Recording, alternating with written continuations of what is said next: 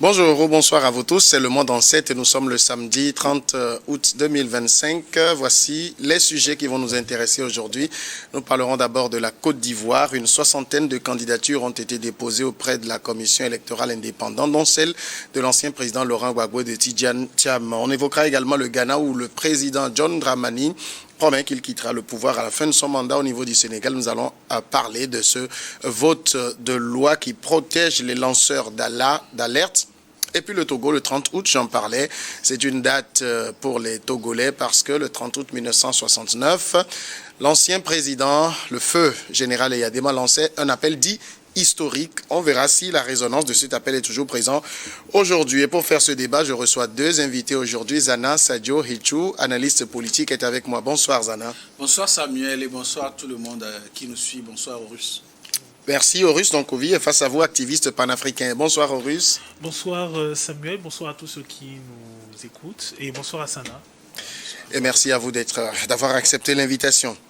On commence avec la Côte d'Ivoire, comme je le disais, 60 candidatures à la présidentielle ivoirienne, dont celle des opposants inéligibles Laurent Gbagbo et Tidjane Thiam.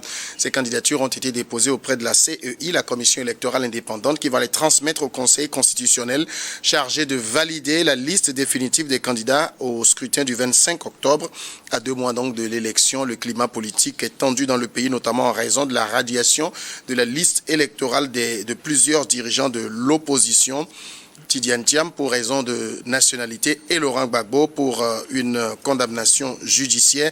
Mais tous les deux donc ont déposé leur candidature et la Cour constitutionnelle devrait se prononcer d'ici le 10 septembre. Horus Donkovi, il serait étonnant que la Cour valide la candidature de ces deux personnalités parce que la loi électorale ivoirienne prévoit que pour être éligible, il faut d'abord être électeur soi-même.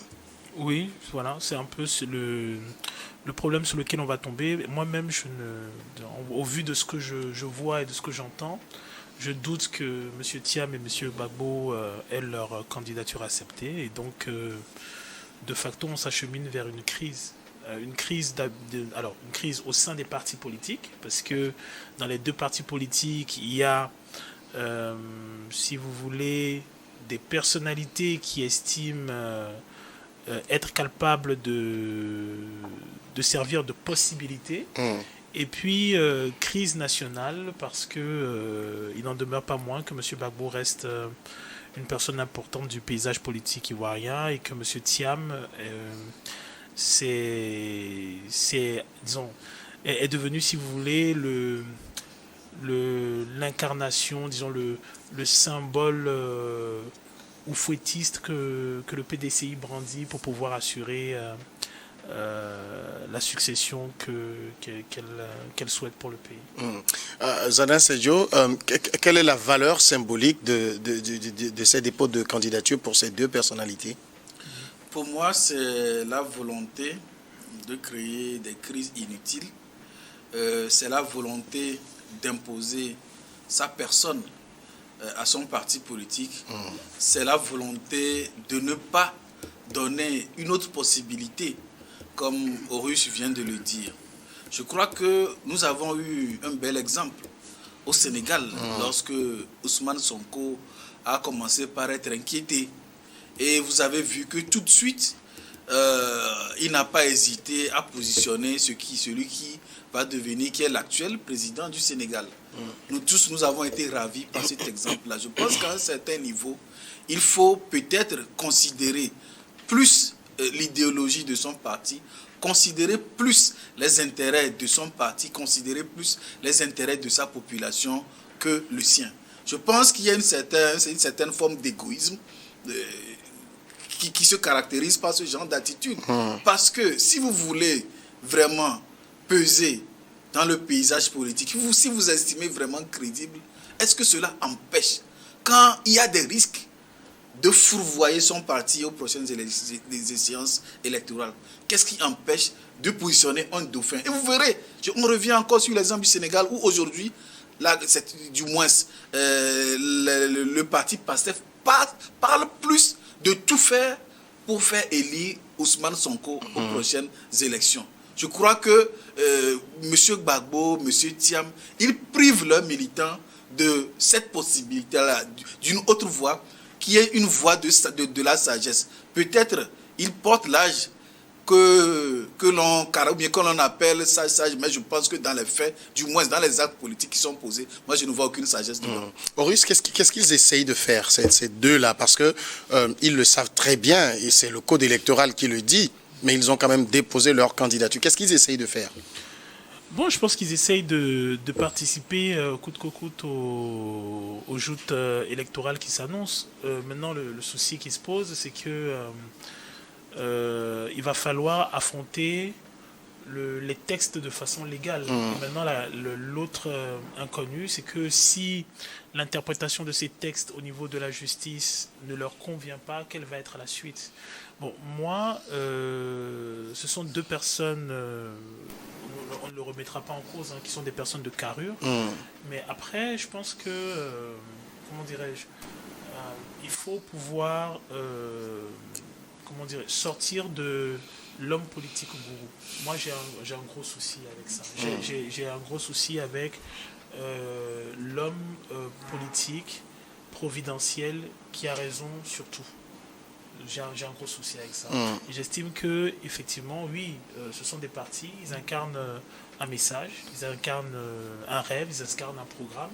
Et que pour moi, le parti doit pouvoir proposer d'autres hommes si les hommes providentiels ne sont pas capables d'être élus. On l'a vu effectivement, qu'on le veut ou non. Ouais. On l'a vu l'exemple au Sénégal. Sonko aurait pu ne pas porter Diomaye Faye, et puis le PASTEF serait passé à côté des élections. On aurait eu des conflits plus ou moins violents au Sénégal et ainsi de suite. Je pense que la Côte d'Ivoire, disons, les partis ivoiriens sont à l'image de la plupart des partis d'Afrique. Monsieur Gbagbo est une figure emblématique, mais après, il faut quand même reconnaître que, et c'est une question d'humilité, il faut reconnaître que le FPI a connu plusieurs schismes. En réalité, vous prenez Afin Guessan, c'est un transfuge du FPI. Oui. Vous prenez, c'est lui qui est toujours à la tête du FPI d'ailleurs. Laurent Gbagbo a déposé sa candidature sous les couleurs du PPACI. Alors que c'est lui le père du FPI. Oui. Son épouse, Simone Gbagbo, elle est candidate aussi. Monsieur Blégoudé, s'il en avait les possibilités, je ne sais pas s'il a déposé sa candidature. Il n'a pas pu non plus. Oui. Mais c'était une projection qu'il aurait voulu accomplir, c'est-à-dire celle de se présenter. Et donc, voilà que pour un seul parti, qui est en réalité un parti immense, un parti avec énormément d'influence, on se retrouve avec 3 ou 4 partis qui vont en rang dispersé et qui, si vous voulez, bradent un peu leur chance de pouvoir ravir, disons, de pouvoir plier un parti en face qui lui aussi est quand même un parti de carrure. Le RHDP n'est quand même pas un petit parti. Pour le parti de M. Thiam, c'est exactement la même chose. Le PDCI, le parti de M. Houphouët-Boigny n'est pas un petit parti. Et donc, le fait que ce soit une personnalité de qualité, c'est pas un problème. Le fait que ce soit une personne qui a de la carrure, qui a des projections, c'est pas un souci. Mais lorsque au sein du parti, des personnalités se sentent flouées et que d'office elles font sécession. On a vu le cas de la dame qui a porté plainte contre M. Thiam, on a le cas de M. Billon, voilà. Mettons que pour moi c'est quelque chose de dommage, et je trouve qu'au sein du parti on aurait pu régler cela, on peut régler ça de façon à ce que on n'observe pas toutes ces scissions, toutes ces faiblesses qui vont, à mon sens, conduire, si on ne fait pas attention, à la victoire du HDP. Alors, est-ce que, quand je suis l'analyse de Horus Donkovi, est-ce que vous pensez ici, dans les deux cas d'espèce qui nous intéressent, Tidjane Thiam et Laurent Gbagbo, que ce sont eux qui s'imposent, ou ce sont les partis qui finalement n'ont pas d'alternative? Non, moi je crois qu'à un moment donné, je pense sincèrement que ces deux messieurs ont manqué de réalisme politique. Parce que lorsque vous portez tout le poids des intérêts politiques de votre parti sur les épaules, il faut quand même prévoir des ports de sortie.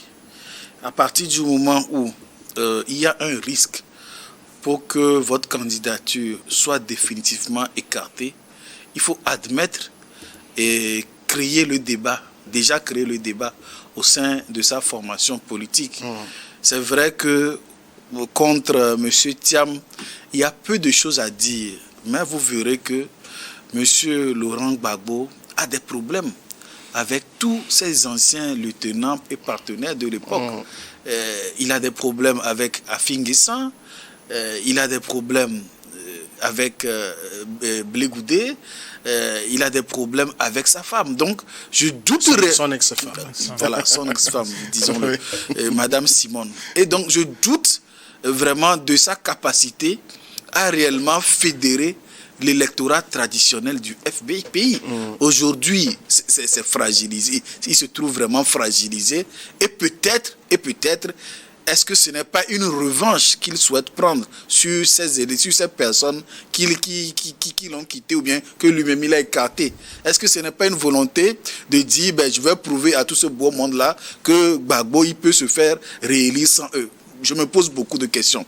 Mais je dis en tout tas de choses qu'en principe, on devrait quand même ouvrir un débat sincère et sérieux, sans intimidation au sein de sa formation politique. Et je suis sûr qu'à l'issue de ce débat-là, on aurait pu exploiter beaucoup de pistes pour l'avenir de leur parti. Pourquoi pas? Et même pourquoi pas? Pour une seule formation, déposer plusieurs candidatures, deux candidatures, au cas où M. Gbagbo est rejeté, c'est le plan B. Au cas où Gbagbo est retenu, l'autre s'éclipse de manière sportive. Est-ce que ce n'est pas des solutions qui sont plus des solutions de sagesse et qui vont dans le sens de la promotion de la paix dans le pays? Pourquoi aller vers des impasses, créer des situations chrysogènes pour peut-être enflammer le pays? Pourquoi? C'est des questions que je me pose. Alors, en face, on parle d'une soixantaine de candidatures. Il faut évoquer aussi quelques poids lourds dans ces candidatures. L'ex-premier ministre Pascal Afin Guessan, donc ancien bras droit de Laurent Gbagbo. Vous avez Simone Eivé, qui est également candidate, ou encore l'ex-ministre Arouan Dommelo, qui sont tous des anciens de Laurent Gbagbo. Mais du côté du PDC également, Jean-Louis Billon a aussi déposé sa candidature parce que on sait qu'il est à couteau tiré avec Tidjane Thiam. Tous ceux-là, est-ce qu'eux aussi ne pêchent pas par défaut d'avoir réussi à fédérer ces lieutenants, ces ténors à leur candidature? Oui, en fait, le souci quand on a un leader et qu'on a des lieutenants, c'est que les lieutenants, ils ne restent pas petits.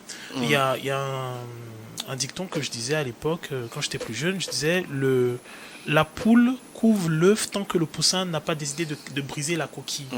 Les lieutenants, ils ne resteront pas lieutenants à vie. Voilà. Et donc, à un moment, il va de soi que ils ont des idées de leadership, ils ont des idées d'épanouissement, et ainsi de suite. Maintenant, je pense que le défi du leader, c'est de justement, comme vous le disiez, pouvoir fédérer les énergies de façon à arriver au pouvoir et de pouvoir léguer à ces lieutenants-là une projection, un projet qui va être développé au fur et à mesure. Bon, le souci que l'on a, je pense qu'en Côte d'Ivoire, on a différentes personnalités qui ont des projections différentes et qui ont, si vous voulez, un rapport différent au RHDP en général et à M. Alassane Ouattara. Si je prends par exemple le cas de M. Gbagbo, M. Ouattara est quelqu'un qui lui a privé de réaliser ce qu'il souhaitait pour son pays lors de sa présidence. Donc, si vous voulez, M. Ouattara a pourri la présidence de Laurent Gbagbo. Et je me dis que d'une certaine manière, et cela peut se comprendre, qu'il puisse avoir de l'amertume de ne pas avoir pu réaliser des projets, mais pire, d'avoir peut-être l'impression que les projets que l'on avait voulu mettre en place au pays sont peut-être récupérés et réalisés par l'adversaire, qui le brandit comme étant une de ses réussites. Et ça, c'est quelque chose de frustrant. Maintenant, le souci, c'est que de façon pragmatique, la Côte d'Ivoire ne peut pas être otage de trois grands personnages qui sont à couteau tiré depuis pratiquement une quarantaine d'années. Ouais. Et qui, justement, eux-mêmes étaient, hormis peut-être M. Gbagbo, quand je prends le cas de M. Bédier et de M. Ouattara, étaient quelque part les lieutenants de M. Oufoué. Bon, c'est vrai que Ouattara a été imposé plus ou moins, mais il était quand même du PDCI à une époque. Cela étant dit, on va dire en griffe, les enfants ont grandi. Moi, je trouve que même, moi, je trouve que même dans le RHDP, moi, je suis même étonné qu'on n'ait pas la candidature de Mamadou Touré. Parce que Mamadou Touré pourrait prétendre à une élection présidentielle. Il en a la carrure, il est de la même génération que Blé Goudé, que Thiam, je pense, que Soro, et ainsi de suite. Donc, moi, comme je le disais tantôt, je pense qu'on ne peut pas tout réussir. Ce sont des leaders, c'est des personnes charismatiques, elles ont leurs fans, si vous voulez, leur masse de population qui leur sont dévouées, mais à un moment, je pense qu'il faut laisser à la seconde génération. Et je pense que d'ailleurs, M. Ouattara sait qu'il se fourvoie quand il relance sa candidature, parce qu'il le précise. Quand il précise la question générationnelle cette fois-ci, il l'avait mentionné dans son précédent mandat. Bien sûr. Preuve que la question du passage d'une génération à l'autre est une question d'importance en Côte d'Ivoire. Il faut laisser à un moment cette jeune génération de leaders qui sont celles des Thiam, des Soro, Blé Goudé, des Touré, Big Togo et autres. Voilà, Big Togo, ainsi de suite, tenter leur chance et ainsi de suite. Sinon, alors là, on a la lumière sur les frictions au sein du PPA, disons, si vous voulez, des partis filles du FPI, on a les frictions au niveau du PDCI, mais cela ne veut pas dire que des frictions, même aussi, comment dirais-je, minimes, n'existent pas au niveau du RHDP. Je pense qu'il y a beaucoup de personnes qui se posent la question de la succession de M. Ouattara et qu'à chaque fois que se pose cette question-là, ils bottent en touche. Par exemple, M. Big Togo prouve clairement, et je pense qu'il s'est même avancé, et il a vu qu'il ne voyait pas, on n'avait pas de retour de M. Ouattara, il s'est avancé à un moment en titillant un peu la chose du doigt et en se prononçant en disant, mais au cas où M. Ouattara n'est pas disponible, il se peut que je puisse, en tout cas je suis disposé à porter ma candidature à représenter le parti. Donc ça nourrit beaucoup de frustration et c'est dommage parce que en réalité pour les projections que la Côte d'Ivoire a en termes économiques, financiers, en termes de soft power et ainsi de suite, si elle ne règle pas la question politique, notamment la question de l'alternance, elle se plombe. Et il faut rappeler qu'en Côte d'Ivoire, le pays n'a jamais connu une alternance pacifique. Et donc, vous l'avez rappelé, le président Alassane Ouattara est candidat. Il est allé lui-même déposer sa candidature auprès de la CEI, c'était le mardi dernier. Est-ce qu'on doit conclure au regard de la situation? Parce qu'on sait, sauf, j'ai envie de dire, sauf cataclysme, Laurent Gbagbo, Tidjane Thiam seront écartés. Ça veut dire que c'est un boulevard devant Alassane Ouattara ou bien Simone et Yvé, des gens comme Afin Guesson peuvent faire le poids? Non, vous savez, il ne faut pas se tromper. Tel que le débat, ce n'est pas tellement ça au sein des formations qui affrontent monsieur... comment on l'appelle, Alassane Ouattara. Il est clair qu'il est le favori.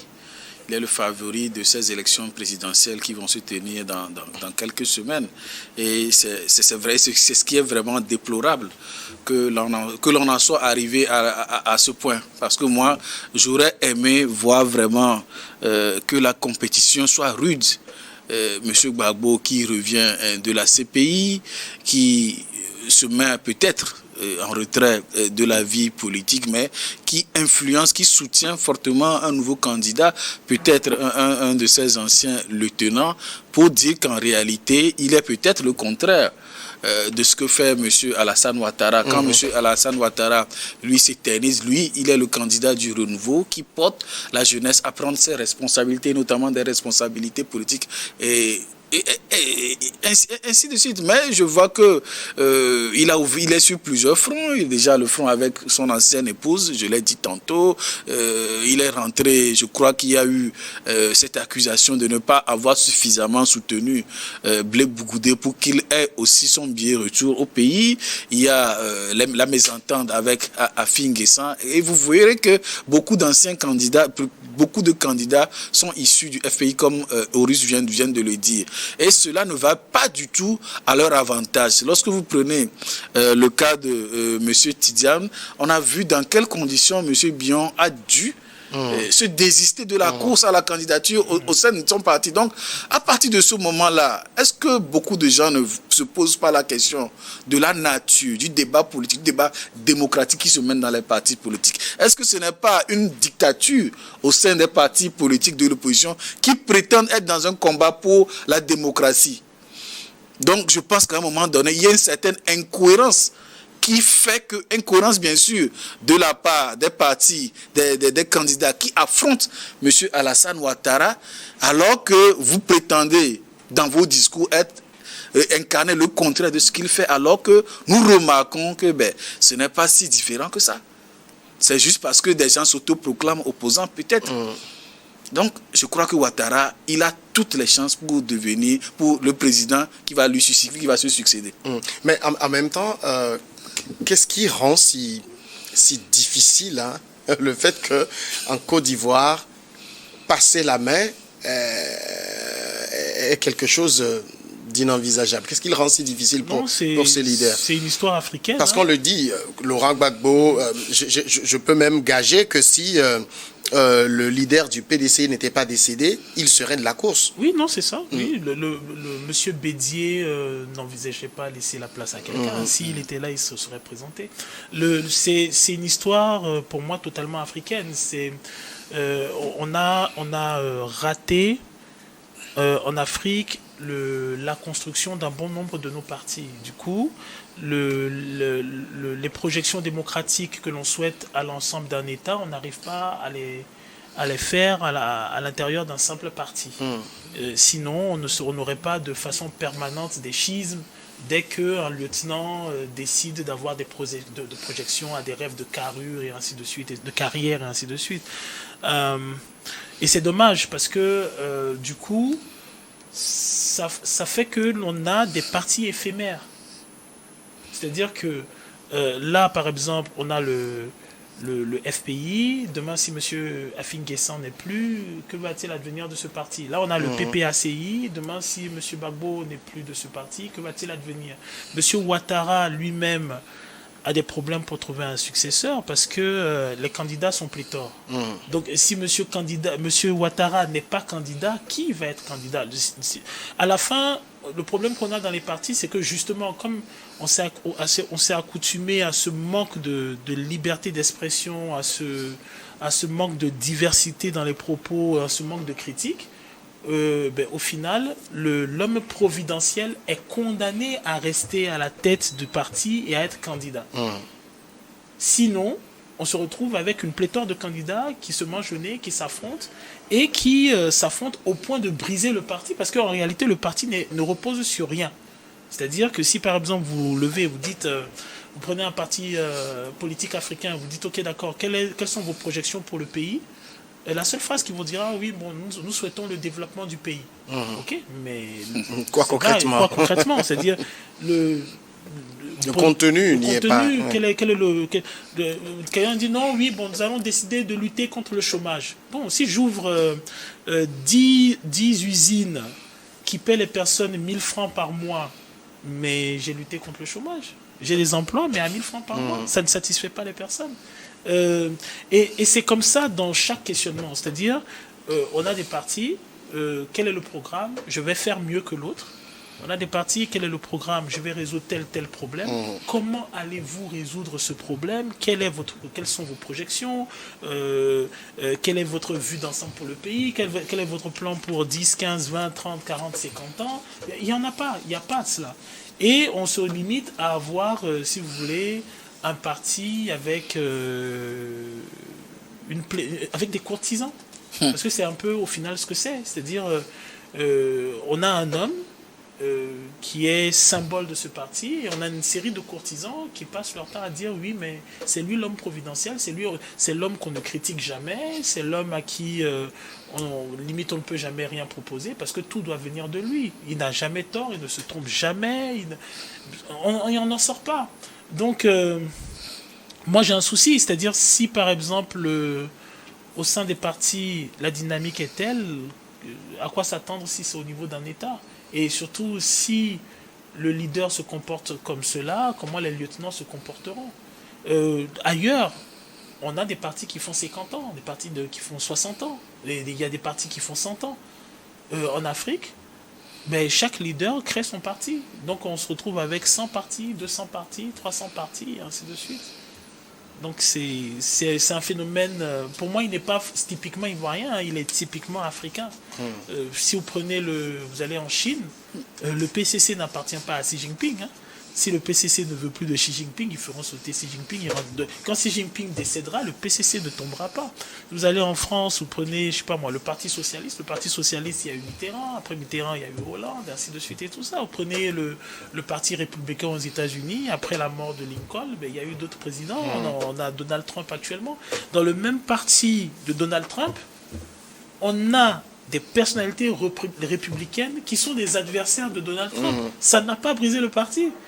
On a fait des primaires, il y a eu des joutes, ils se sont affrontés, il y a eu des clashs. On a dégommé le programme de Donald Trump. L'aile droite l'a tiré d'un côté, l'aile modérée l'a tiré d'un côté. Les adversaires se sont ligués au sein du même parti. Mais le jour où ce parti a fait les primaires, on a décidé que cet homme-là serait le candidat, ils ont tous fait bloc. Il a gagné.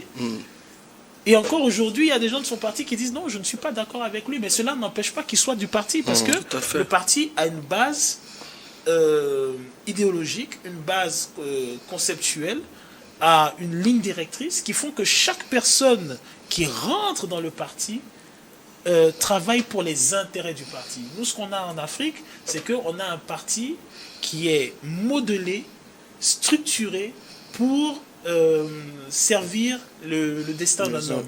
Une fois que cet homme estime que ce n'est pas à son avantage, qu'il n'en a pas suffisamment eu, c'est pas possible. Et c'est malheureusement ce qu'on a. Moi, je les appelle les grands, disons, les trois grands de Côte d'Ivoire. Malheureusement, c'est ce qu'on assiste chez eux. Vous prenez M. Alassane Ouattara, tant que M. Gbagbo, c'est-à-dire ses adversaires chéris sont là, il lâche pas l'affaire. Monsieur Gbagbo, bon, tant qu'il y a Monsieur Ouattara, il lâche pas l'affaire. Monsieur Bédié, s'il était en vie, on aurait encore les trois. Et tous les jeunes qui en réalité ne le sont pas, parce qu'ils ont tous 40, 50 ans, ils sont d'âge mûr. Ils doivent attendre dans le starting block. Voilà, ils doivent attendre dans le starting block. D'accord. Mais si on va passer au second sujet, c'est le Ghana, où le président John Dramani Mahama a promis qu'il quittera le pouvoir à la fin de son mandat. Il a une nouvelle fois donc réaffirmé son attachement à la limitation à 2 du nombre de mandats, confirmant ainsi la solidité démocratique de ce pays d'Afrique de l'Ouest. Bien que la Constitution lui permette donc de briguer un second mandat à la tête de l'État, il a officiellement annoncé qu'il le quittera en 2028. C'était lors d'une visite à Singapour qu'il a fait cette déclaration. Je le cite, « Je ne serai pas candidat aux prochaines élections, ce qui me permettra de maintenir la discipline budgétaire. » Alors, dans le contexte ghanéen, il y avait un débat qui avait cours, c'est qu'on sait que John Dramani Mahama avait fait un premier mandat. Il est en train de faire un deuxième. Est-ce que ce deuxième est un premier d'une autre ère ou bien on compte les deux ensemble?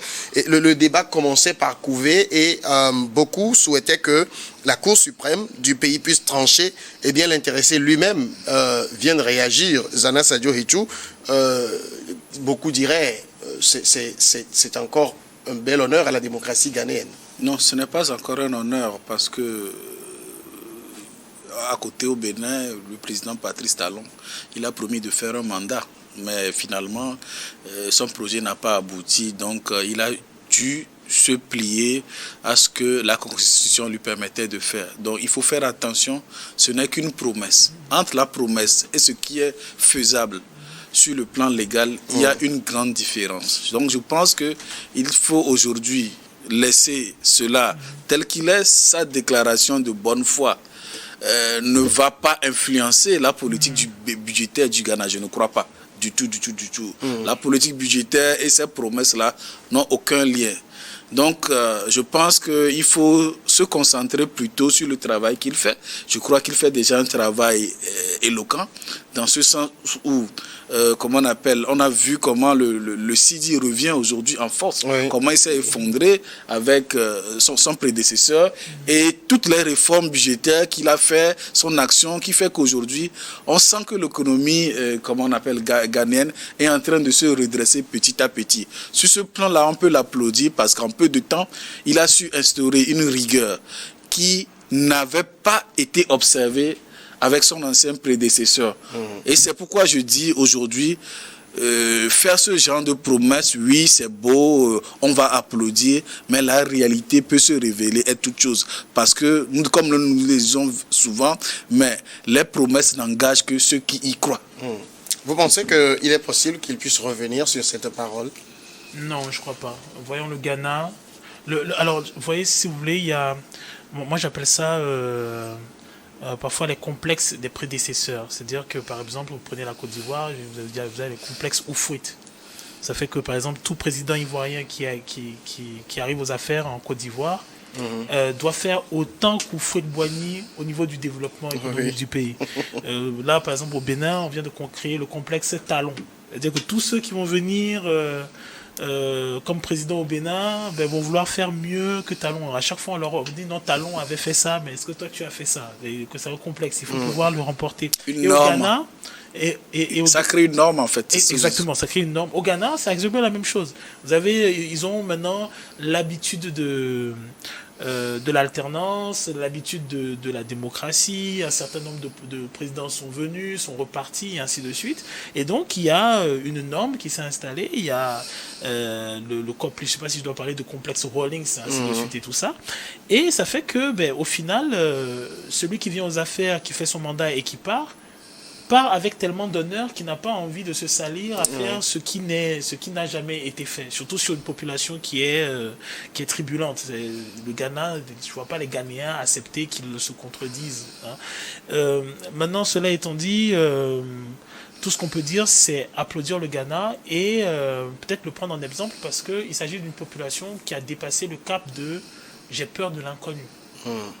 Ils ont essayé Mahamat une fois. Ils ont vu ce que ça donnait. Ils ont essayé un autre président. Ils ont vu ce que ça donnait. Ce n'était pas satisfaisant. Mahamat s'est représenté. Ils l'ont réélu. Et tout ça dans un parti qui existe depuis un bon nombre d'années.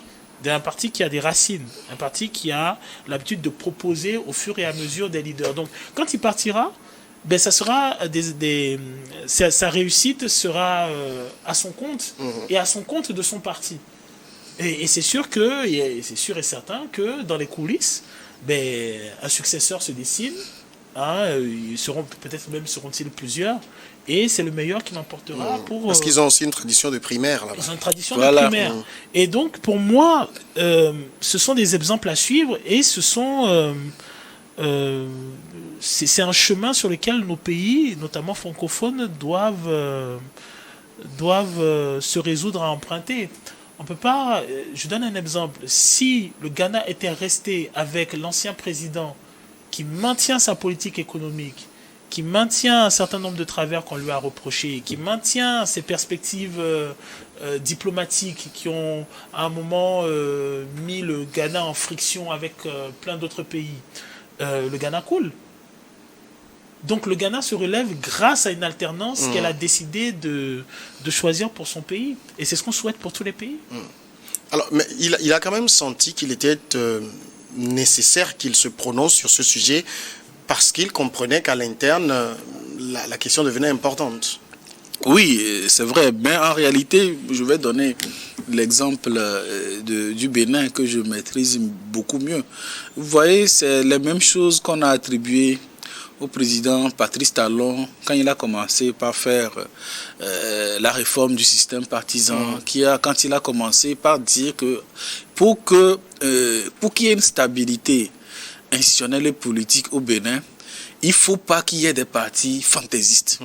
Et je suis content de remarquer que Oris vient de dire que le modèle ghanéen, c'est un modèle que les pays francophones doivent copier. C'est la même chose au Nigeria. Vous avez deux grands blocs qui sont des partis qui ont su fédérer plusieurs tendances et qui s'alternent le pouvoir entre eux. Il n'y a pas de parti fantaisiste. Et je crois que c'est une réforme pareille que M. Patrice Talon, le président béninois, a instauré. Il a été critiqué. Lui, il a fait au forceps. Il a été... Bon, vous savez, dans l'histoire des peuples, des nations, à un moment donné, il y a des choses qui doivent passer par la force.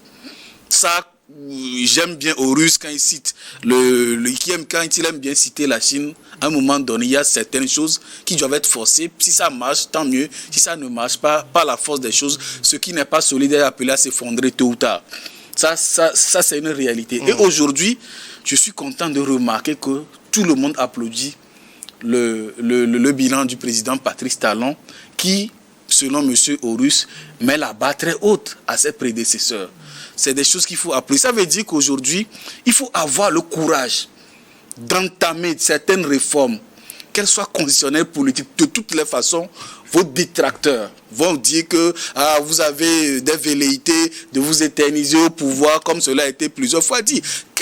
Qui n'avait pas été dit, par exemple, sur le président Patrice Talon, quand il entamait ces réformes-là. Oh, il veut faire un 3e mandat, etc.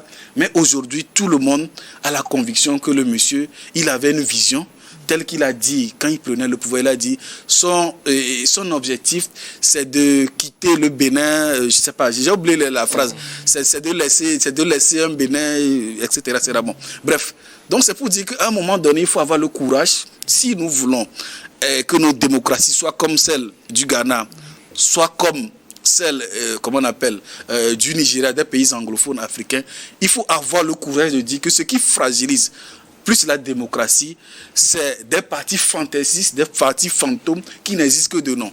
Et il faut vraiment qu'il y ait des blocs, au moins 2 blocs, comme c'est partout ailleurs dans les démocraties sérieuses anglophones, qu'il y ait 2 blocs, mais qui s'affrontent. Et là, le débat est plus dynamique.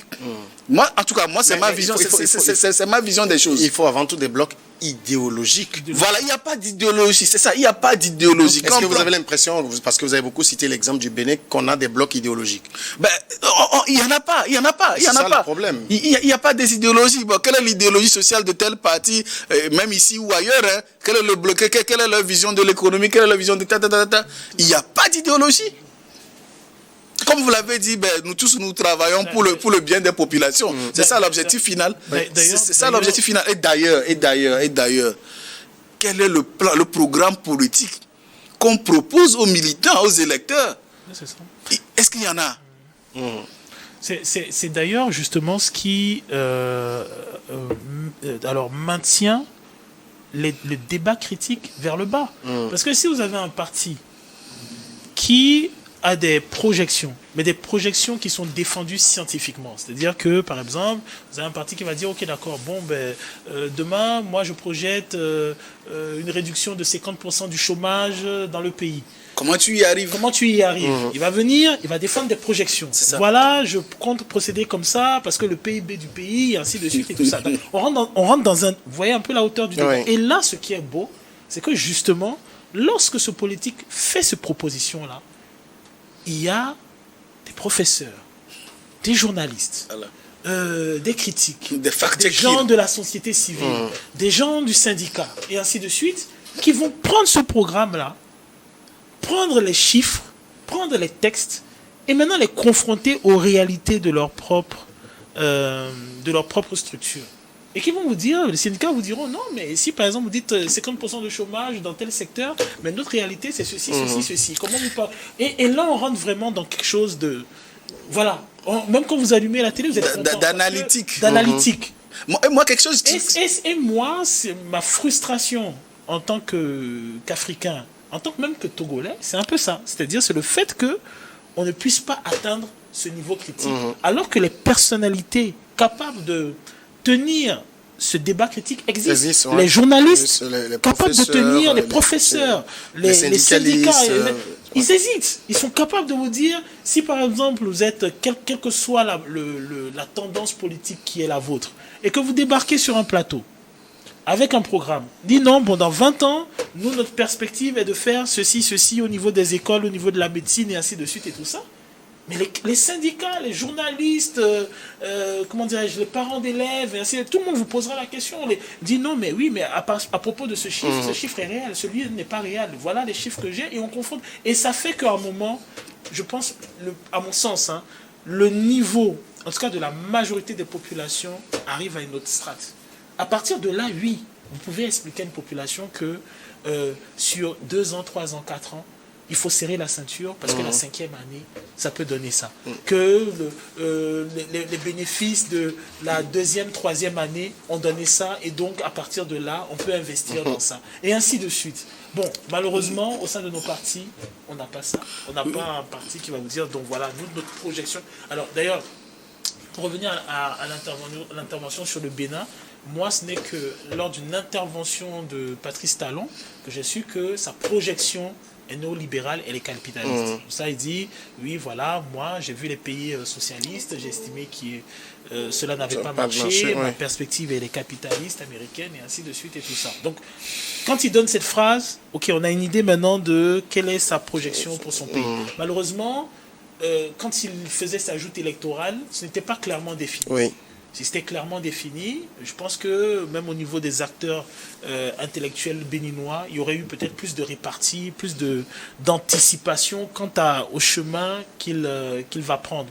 Malheureusement, il n'y avait pas cela, donc on a beaucoup présumé, il y a eu beaucoup de joutes, et je pense que c'est la raison pour laquelle, d'ailleurs, pour éviter cela, le président du Ghana fait la précision, parce que lui, il a besoin de stabilité, il a besoin de paix sociale pour pouvoir convenablement avancer. Mais ce qu'il dit là, parce que il a été élu il y a juste, je dirais, à peine un an, ce qu'il dit, est-ce qu'il n'y a pas un risque, le risque que finalement, au sein de son parti, les gens ne se concentrent plus sur le travail, mais commencent par se positionner pour 2028. Voilà, il y a ce risque-là, tout à fait. Mais ce que je voudrais quand même dire, ou bien réagir sur les propos de Russe, il a dit quelque chose d'important, que ce débat n'existe pas.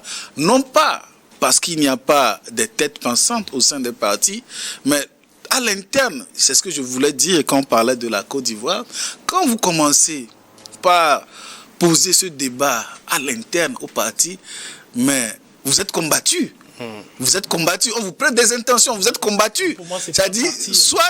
C'est un fan club. Non, c'est la réalité, c'est la réalité. C'est-à-dire que ce n'est pas qu'il n'y a pas des initiatives en interne, mais lorsque vous commencez, mais on va vous prêter des intentions, vous êtes en train de vous prendre la grosse tête, vous êtes en train de vous jouer l'intello, et peut-être le président fondateur du parti fait tout pour vous briser, pour vous humilier, et on vous pousse limite à la sortie. C'est comme ça que ça se passe en réalité. Et c'est ce qui est dommage. Et parce que, en fait, là, comment on appelle, il y a quelque chose que j'apprécie dans les démocraties, c'est que, vous l'avez si bien dit, hein, à l'interne des partis, mais il y a des radicaux, il y a des modérés, il y a des gens qui sont, comment on appelle, à l'opposé des radicaux. Mais toutefois, ils défendent la même idéologie. Et je crois qu'aujourd'hui, si nos démocraties doivent avancer, ils doivent accepter que certains débats contradictoires puissent être menés à l'interne de ces partis politiques. Maintenant, sur la question du risque que la déclaration fait courir à son parti. Parce que lui parle de stabilité, mais en même temps, ça va, j'ai envie de dire, ça va ouvrir le jeu. Ça ouvre le jeu, certes, mais vous savez, il a un objectif central, celui de redresser l'économie du Ghana. Et quand il n'y a pas de paix sociale, lorsqu'il va avoir, comment on appelle, le débat politique va être vicié, va être orienté sur son éternisation au pouvoir, au lieu que le débat soit axé sur la gestion budgétaire, sur l'économie, vous verrez que on va lui foutre son mandat en l'air, c'est-à-dire il n'aura pas assez suffisamment de temps et de sérénité pour mener à bien les réformes qu'il a entreprises. Je crois que c'est pour cette raison qu'il a fait cette sortie-là pour essayer d'apaiser. Peut-être que ça risque de susciter des ambitions, mais je pense que tout d'abord, il tient à réussir son mandat, sa mission qui est celle de redresser l'économie ghanéenne. Et pour ça, il a besoin de la sérénité, de la paix sociale dans le pays. Donc, il est tout de suite obligé de faire cette déclaration pour calmer le risque que cette tension ne prenne le pas sur l'intérêt ou bien la priorité du pays actuellement. Il y a plus de mal que de bien pour lui à se déclarer très tôt. Moi, je trouve que pour le pays qu'est le Ghana et les projections du Ghana, je pense que c'est une façon de rétablir la paix sociale et de rassurer les investisseurs qui veulent un pays en toute quiétude. Tout à fait. Je pense qu'à un moment, il faut quand même qu'on se dise la vérité en Afrique, c'est que on ne peut pas faire de la politique sur 5 ans, 7 ans, c'est-à-dire se manger le nez. À un moment, il faut que ça arrête. Il faut qu'on s'arrête. C'est-à-dire il faut laisser, la personne a été élue, elle a son programme, restons concentrés. Tout à fait.